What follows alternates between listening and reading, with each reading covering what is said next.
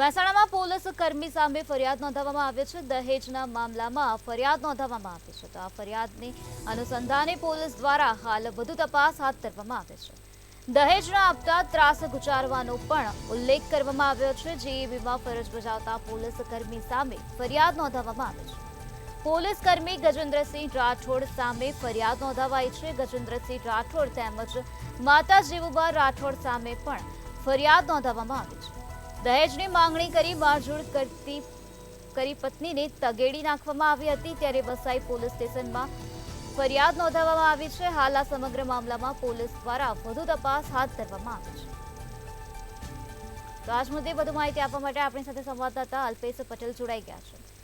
શ્રી અલ્પેશ, મહેસાણામાં પોલીસ કર્મી સામે દહેજની ફરિયાદ નોંધાવવામાં આવે છે, શું છે વધુ વિગત? જી નિરાલી, ચોક્કસ મહેસાણામાં પોલીસ કર્મી સામે દહેજ માગી ત્રાસ ગુજારતી ફરિયાદ નોંધવામાં આવી છે। મહેસાણા જીબીમાં ફરજ બજાવતા પોલીસ કર્મી રાઠોડ ગજેન્દ્રસિંહ લાલસિંહ સામે ફરિયાદ નોંધવામાં આવી છે અને ગજેન્દ્ર રાઠોડ અને તેની માતા રાઠોડ જીવુબા સામે ફરિયાદ નોંધવામાં આવી છે।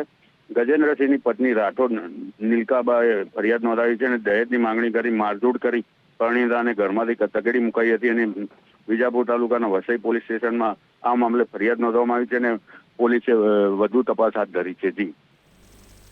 જી અલ્પેશ, સમગ્ર માહિતી આપવા બદલ આભાર।